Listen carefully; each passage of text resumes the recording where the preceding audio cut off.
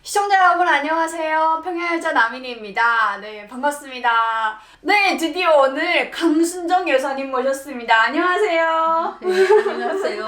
감사합니다. 네, 강순정 여사님 궁금해하시는 근황을 궁금해하시는 분들이 굉장히 많으세요. 네. 팬분들이 너무 많으시더라고요. 전 그렇게까지 많은 줄 몰랐습니다. 감사합니다. 네. 여러 시청자님들이 그 덕분에 이 남한에 와서 잘 정착하고 있습니다. 다만 한 가지 그저 애로되는 게 제가 뭐 잘못 난 것도 아닌 것 같은데 북한에서 너무 고생하다 나니까 우리 박현숙이 뭐 큰딸이 알아서 그리고 재작년이 되겠습니다. 저희 사이가 여기 와서 6개월밖에 살지 못하고 돌아간 게 그게 가장 가슴 아픈 시련으로 제가 남아 있습니다. 제 또 큰딸은 9월 1일 날에 내가 돼서 뇌 수술을 받았습니다. 제가 남한에 왔으니까 그나마도 살았지. 제가 북한에 있었다면 우리 딸은 이 세상 사람이 아니 됐을 겁니다. 이건 다 제가 여기 시청자분들에게 정말 감사하다고 말할 그런 상황입니다. 지금 저도 그렇게 지내고 있습니다. 잘. 네, 너무 감사합니다. 제가 네. 정말 감사하죠. 네, 그때 괜찮으세요? 이만갑 때 뵙고 못 뵀던 것 같은데 그때보다 훨씬 더 좋아지신 것 같아요. 예. 피부도 너무 예뻐지셨어요. 제가 솔직히 크림도 바르지 않았습니다. 북한에 있을 때는 언제 그런 거 바를 엄두도 못 냈고 있지도 않았습니다. 그런데 이 남한에 와서 그나마도 뭐 백세 시대라고 떠들면서 자식들이 그래도 딸들이 뭐 화장품도 사다 주고 그래서 지금 잘 쓰고 있습니다. 예. 네. 이름 모를 것들은 이상 늙은 막에 와서 호산하네요. 네. 네, 오늘 이렇게 강순정 여사님 모시고 이야기를 해볼까 합니다. 네.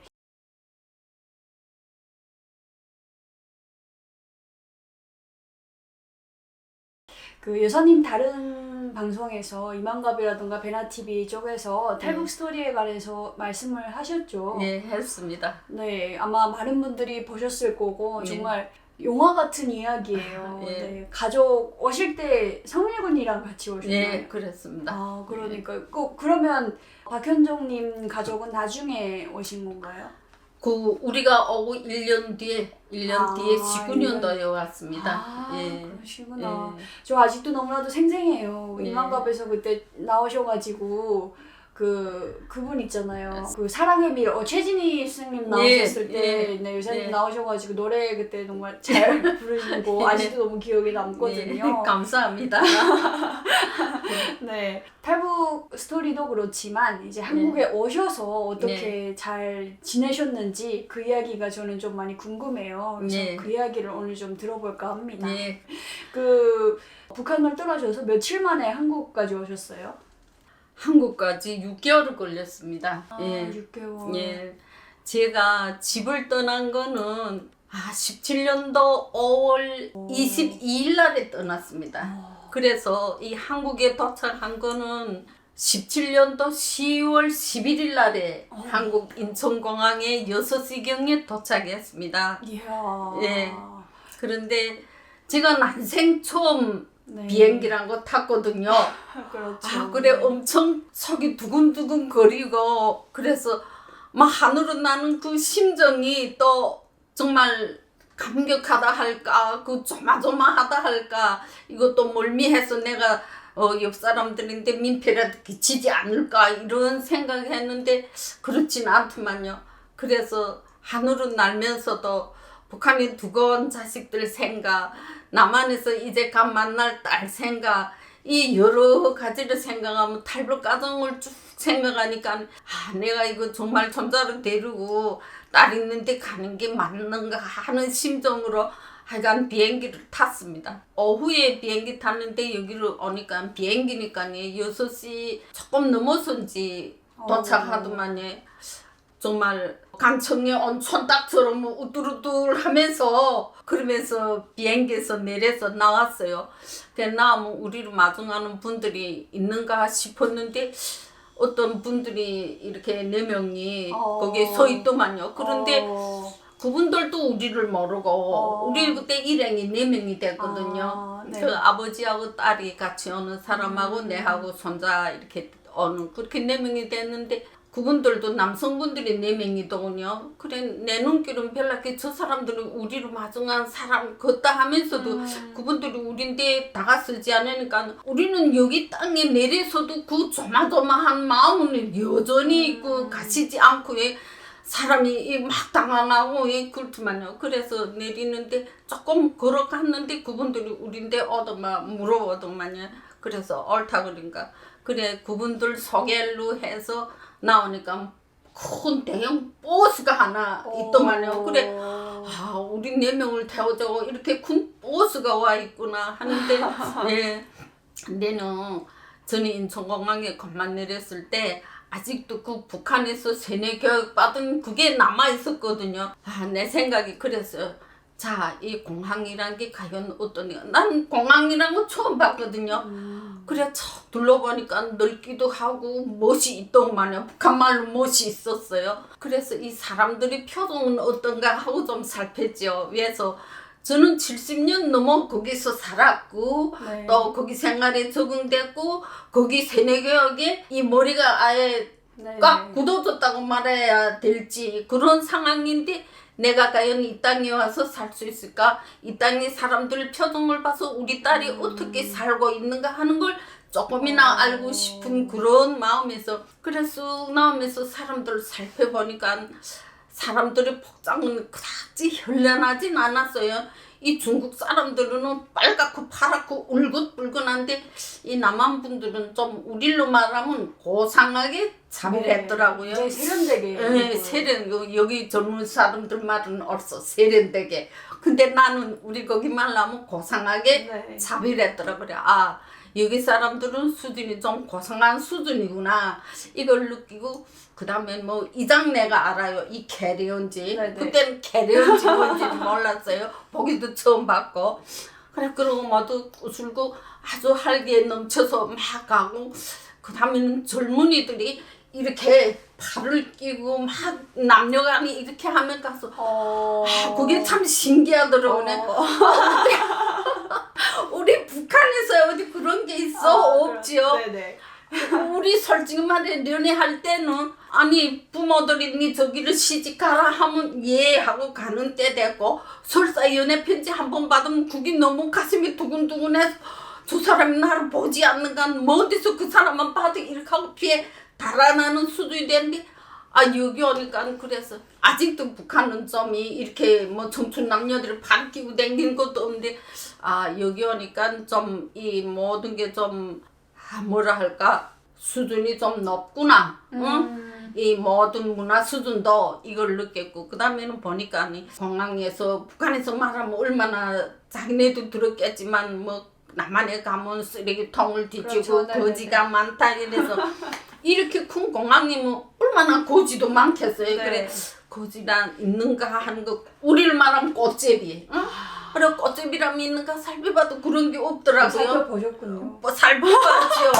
그래서 내 딸이 여기 사는데 과연 어떤 나라에서 사는지 과연 북한만 좋은지 다만 제가 여기로 오게 된 건 어쨌든 딸의 아들을 여기 데려와야 되겠다는 그런 일념으로 우리 딸이 무슨 집에서 떠날 때 내 그거를 간다고 말한 적도 없었지만 여기로 오고 나니까니 가는 혼자 왔고 내가 손자를 가인댁에다가 데려다 주는 게 내 임무란 거 스스로 내가 맡았기 때문에 누구 시키지 않아도 그런 자각을 인해서 여기 왔는데 앞으로 손자 일도 걱정이 생기고 그래서 나오니까 아 이런 상태구나. 그러니까 좀 마음이 놓이고 괜찮지 않더라고요. 그 다음에 그분들을 만났을 때 이 사람들 표정은 우리를 대하는 게 어떤가 이게 또 아주 머리를 이렇게 곤두서게 하더라고요.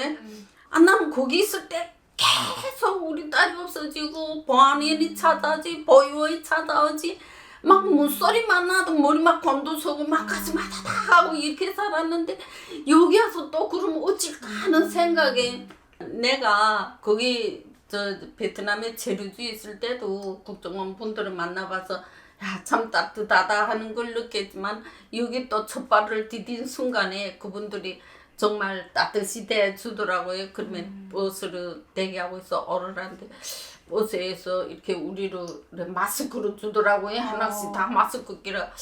그 마스크 끼는 순간에는 좀 아니더라고. 좀 사람 빌란 마음이 들더라고요. 야, 이거 우리는 완전 전염병 환자처럼 취급하지 않는가.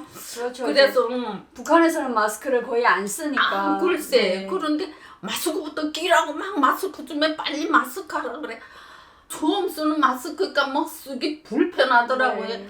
그래서 마스크를 쓰고 그 거리를 달리면서 머릿속에 다시 정리해봤다고요. 아, 이 마스크를 우리 쓰는 원인이 이 뭐 그런 데만 있겠는가? 아니다. 우리 이 모든 게 노출될까봐 혹시 우리를 위장시키느라고 마스크를 끼울 수 있구나. 그렇죠. 네. 이런 생각을 하니까 마음이 좀 안착되더라고요. 그 큰 버스에서 내내 쫙 타고 지금 가는데 그 인천 그게 답이 있더라고 공항에. 인천대교. 대교. 그때는 인천대교인지 뭐인지 모르고 꼼꼼할 때니까. 그런데 그 대교가 얼마나 멋있는지 나는 난생 처음 봤어요. 그래.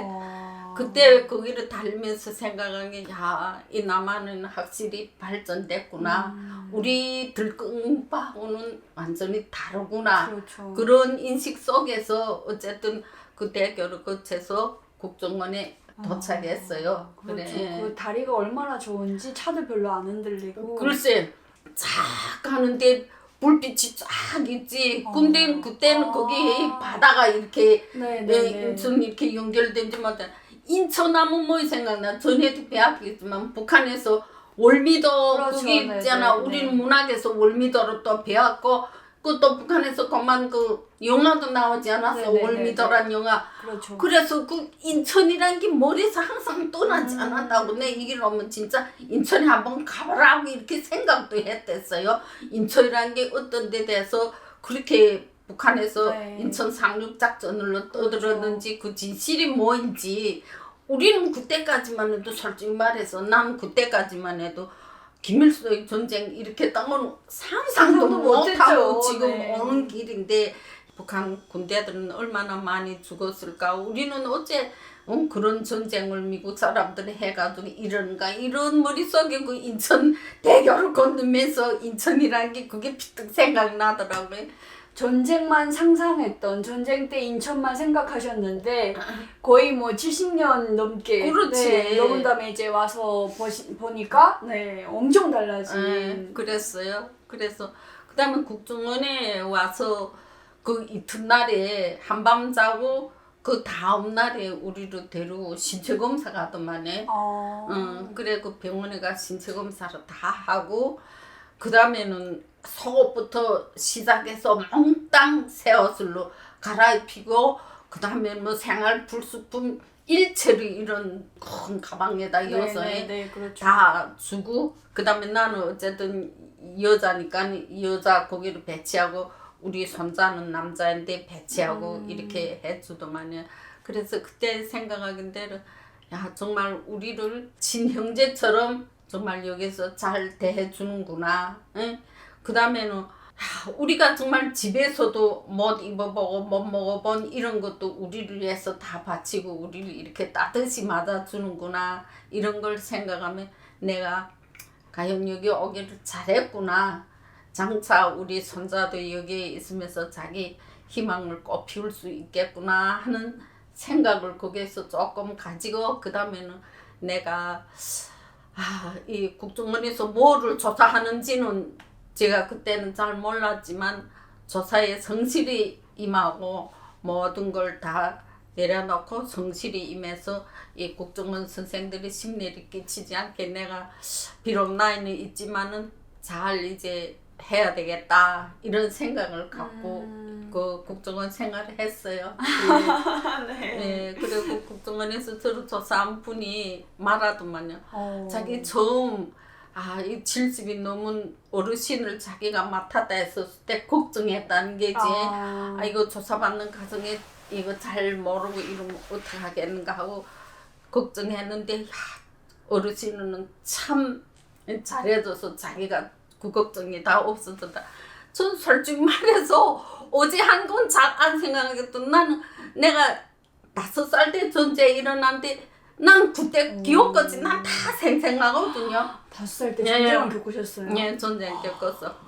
그래서 내가 그저 내 데 있는 거 숨김없이 내 이 오게 된 경우 그분이 물어보는 걸 내가 다 정확히 답변해 들어서 거기에서 그래서 2달 우리는 나이 있다고 2달을 이렇게 마치더만요.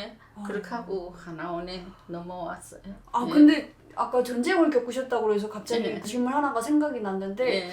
북한에서 알기로는 남쪽에서 침략한 거다. 남쪽에서 먼저 올라온 거다. 그래. 이렇게 알고 있잖아요. 남한에 의한 북침이다. 이렇게 그래. 알고 있는데 와서 보니까 그게 아니잖아요. 아, 글쎄 거짓말인 나도 거잖아요. 우리도 그렇게 받았기 때문에 내 여기 올 때까지 그렇게 생각했지. 그러니까 근데 여사님처럼 이제 전쟁을 직접 겪으신 분들은 예. 정확한 사실을 알고 계시지 모르지. 않았을까요? 아. 내가 전쟁 때 5살이 됐거든. 아. 그런 게 우리가 알게나 뭐요. 알지 못하지. 그 다음에 우리 부모들도 모르더라고. 응? 그저 전쟁 일어났으니까 아니 그저 일어났는갑다 하지. 거기에서 그저 남한에서 침략했다 할까 우리는 그저 그래 난 항상 생각했다. 야 정말 이승만이 나쁜 사람이구나. 아 미국 놈들도 나쁜 사람이구나. 왜서 전쟁을 이렇게 해가지고 봐라 전쟁이 일어났기 때문에 북한에서 자 치안대가 조직돼서 토대 나빠 또 월남에서 또 토대 나빠 아 이 숱한 토대 나쁜 사람들이 많아가지고 얼마나 우리가 그것 때문에 자식들이 대가서 응? 고생기고 우리는 우리 이모도 29살에 가보났다고 전쟁 때 29살 때인데 남편이 월남했다 그게 그러니까 자식들 서대리고 직장 생활할 때도 직장에서도 아이 받아주지 그렇죠. 토대 때문에 그 얼마나 고생해서 별별 고생을 다 하다가 소리 진짜 우리 큰아버지는 여기 와서 뭐 어떻게 됐는지 뭐 우린 알지도 못하지만 우리 큰엄마 사망했다고 그 자식들은 지금 다 북에 있는데 어디 뭐 추기를 하겠어 어쩌겠어 아버지 월남자 됐을까 그래서 서울로 내 그랬다고 아니 이 미국 사람들이 어디서 말고 어떻게 돼 전쟁 이렇게 가지고 우리를 이렇게 토대 나쁜 사람 그 사람도 전쟁만 아이렇게 했으면 월남자 있었겠는가 치안대라는 게 조직 안 됐겠는데 이렇게 만들었다고 항상 나는 그거 머릿속에서 불만으로 생각했다고 비록 우리 집에는 무슨 그런 일이 없었지만 그랬는데 여기 알아보니까 사실은 그게 아니고 정말 여기 가만히 있는 거 그래서 이 남한 분들도 얼마나 정말 시시자다가 실로 하늘에서 날벼락이 떨어진 것처럼 얼마나 이거 고생했겠어요 진짜. 그 사실을 그러면 국정원에 와서 알게 되신 건가요? 국정원에 와서 알게 됐어요. 그 국정원에 그 선생님이 그러더라고요.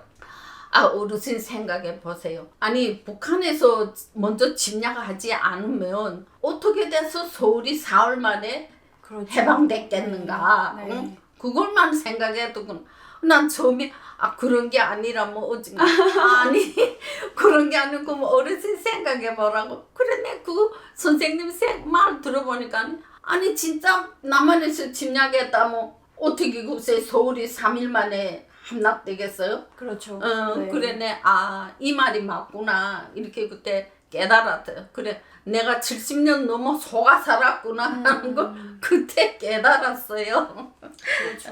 북한에서는 그런 어떤 의심조차 못하게 꼭 이제 그렇지. 유치원계라 다솔 때부터 그런 사상을 주입하고 간식 하나 줘도 고맙습니다 하고 인사를 하고 먹게 하고 이러는 그 세뇌교육이 그 다음에는 무슨 미국 나무 싹 다가 하늘이 이거 살 수 없다 뭐 이걸로 얼만큼 우리를 교육해서 거기 사람들은 이 정도 모르고 살지 알고 사는 게 몇이나 되겠어요. 그렇죠. 네. 내처럼 그도 모르고 살지.